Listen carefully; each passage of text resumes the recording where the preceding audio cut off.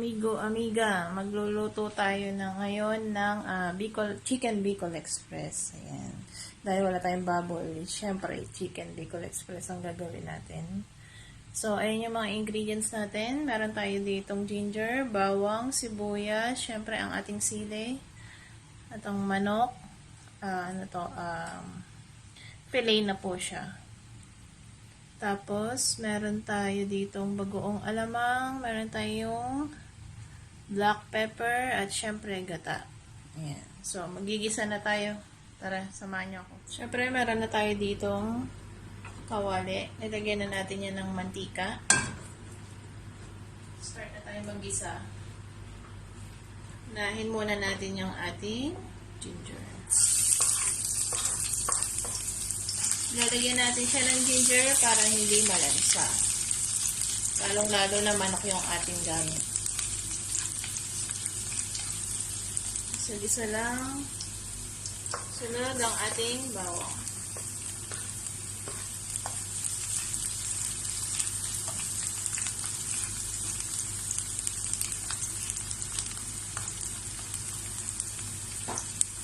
Sunod, sibuyas.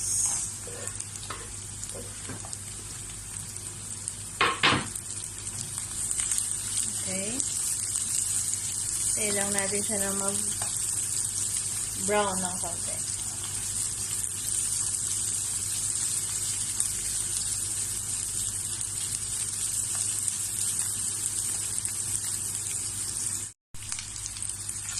Yan, lagay na natin yung ating chicken. Isingkot siya lang natin yan.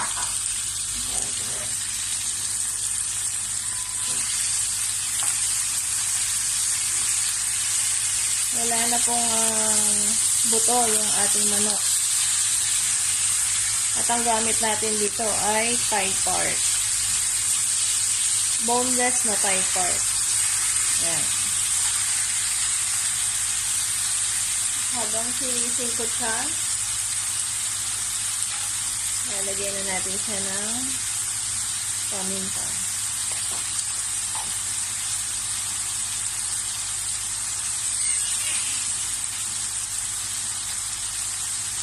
Konting asin.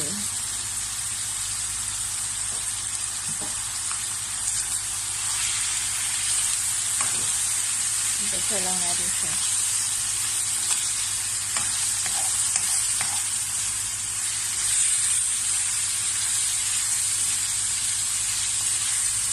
Ito lang hanggang sa maluto yung ating chicken. So, maghanap na yun tayo ng takip. Kuha muna tayong takip natin.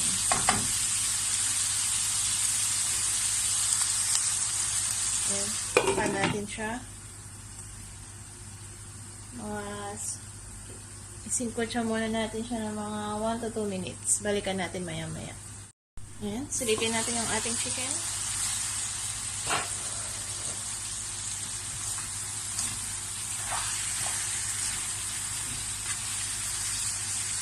Napapansin nyo po, hindi siya masyadong nagsabaw kasi talagang dinrain po natin siya ng sauce, ng chicken natin. Habang tinuto ko siya kanina, nakadrain na rin siya. So, para hindi siya masyadong magsabaw.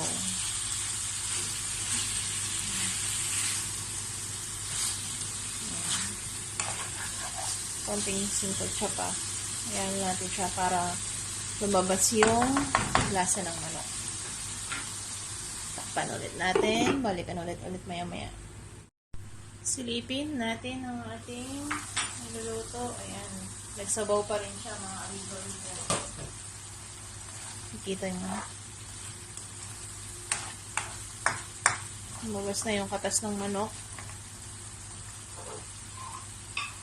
So, lalagyan natin siya ng bagoong. Bagong na alamang na po na to ay nakabote lang. Nabibiling nakabote.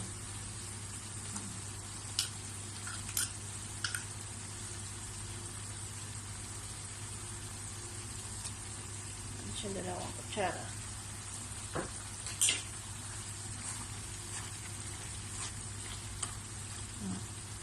Kulay pink tong bili natin bagoong. Ayos.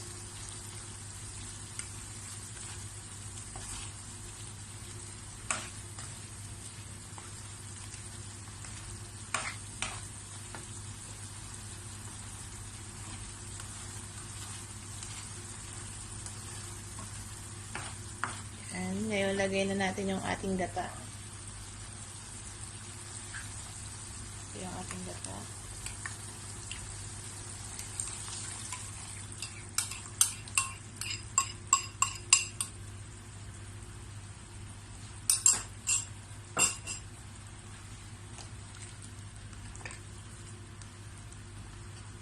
Parang nagkulay pink yung ating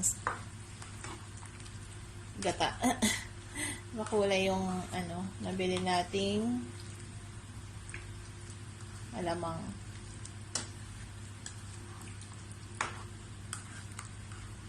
Ayun. Paigayin natin yan. Yan lang natin siyang kumulo. So, balikan natin siya maya-maya. Pan muna natin siya. Tignan natin ang ating niluluto. Lagyan na natin ang ating sili para umanghang na siya. Purong sili na kulay green lang ang ating sili. Hindi tayo nakabili ng pula. So, aanghang na rin naman yan.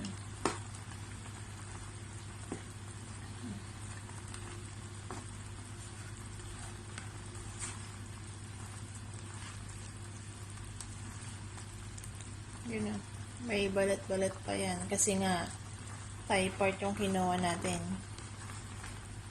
Yun yung may balat pa siya. Kahit boneless na. Hindi nila tinanggal yung balat. So, yan. Nagkulay pink lang ang ating ang tawag dito.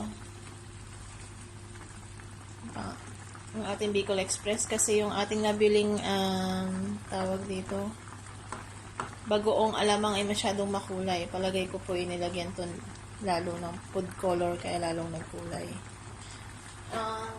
Diba itong tatak na to? Tatak na to, ito. Ayan. So, alam niyo na, pag bumili kayo dito, mga taga Kuwait, or hindi lang siguro sa Kuwait, sa Middle East, makulay po talaga to. Kung gusto niyo talagang yung kulay pink na bagoong talaga, lalo na yung nilalagay sa pinakbet. Yun. Okay lang yan. So, balikan natin maya-maya ang ating luto. Paigayin pa natin. Ito ang ating Bicol Express na parang hindi siya mukhang Bicol kasi nagkulay pula siya or ano ba to, kulay light pink dahil sa ating nilagay na alamang. Yan. Pero ayos lang din. Diba? Naging makulay. Hindi lang kulay puti. Medyo naiga na yung ating sabaw. So, ayos na to. Hindi ko na siya dinagdagan pa ng asin kasi maalat na rin naman yung bagoong eh. Okay na yan. Lasang-lasa na yan. Yan na. Patayin na natin ang ating apoy.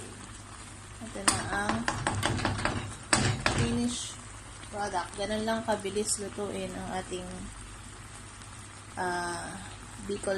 Chicken Bicol Express. Marami-raming kanin ang ating mauubos niyan. Yan. Pinatayin na natin yung ating apoy. So, ayan na siya.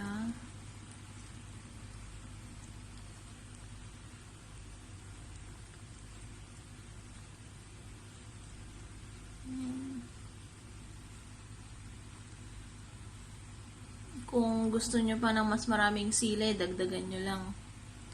Kasi sakto na ako dyan. Maanghang na. Tinikman na po natin kanina. Maanghang na yan. So, magkakatikiman portion mamaya pag pinakain. Inahin na natin kay Don Guidote ang ating luto. Sana po ay nagustuhan nyo ang ating pagluluto ngayon. Please don't forget to like, subscribe, Don Guidote channel, and comment down below po kung ano po ang masasabi nyo sa ating niluto ngayon.